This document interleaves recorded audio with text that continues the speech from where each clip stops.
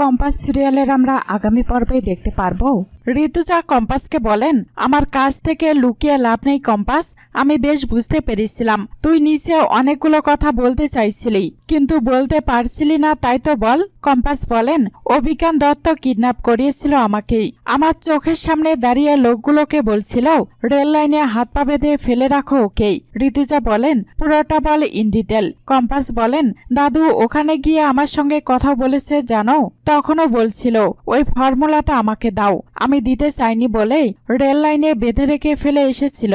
এদিকে সেরেস্টা কম্পাসকে বলেন, আমি বিননগরের রেল লাইন ধরে খুঁজছিলাম রে কম্পাস, আর আমার যে কতখানি ভয় করছিল আমি তোকে বলে বোঝাতে পারবো না। কিন্তু হ্যাঁ, আমি এটা বাবাকে বলতে শুনেছিলাম, তিনি তোকে প্রাণে মারতে চাননি, তিনি শুধুমাত্র তোকে ভয় দেখাতে চেয়েছিলেন। আর এই ভরসাটুকু নিয়ে আমি তোকে বাঁচাতে এসেছি।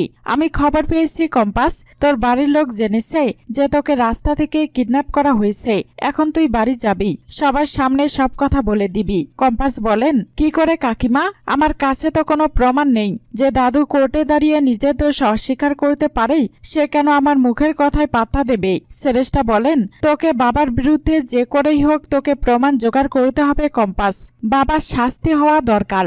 কম্পাসের সেরেস্টাকে বলেন, কি আপনি না বাঁচালে তো আমি আজকে মরেই যেতাম। কেন বাঁচালেন আমাকে? বলুন, কেন নিজের পরিচয় গোপন করছেন? কাকিমা তুমি? সেরেস্টা বলেন, কিছু হবে না তোর মা। শোন মা, ঈশ্বর আছেন, তিনি সব দেখছেন। তিনি জানেন এই পৃথিবীতে তোর মতো ভালো মানুষের কতখানি দরকার। তোর কোনো ক্ষতি হবে না, দেখিস মা, কোনো ক্ষতি হবে না।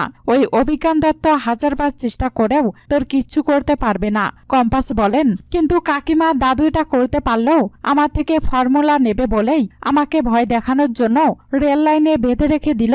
সেরেস্টা বলেন, আসলে কি বলতো মা, ওই ফর্মুলাটা না পেলে তো বাবাদেরও খুব বিপদ না? তাই জন্য তো তারা মরিয়া হয়ে উঠেছেন ওই ফর্মুলাটা পাওয়ার জন্য। শোন, আমি এর মধ্যে অভিজ্ঞান দত্ত আর অখিলেশ চৌধুরীর অনেক আলোচনা শুনেছি।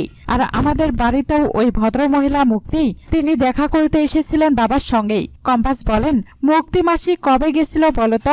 মায়ের শরীর খারাপের আগে না পরেই?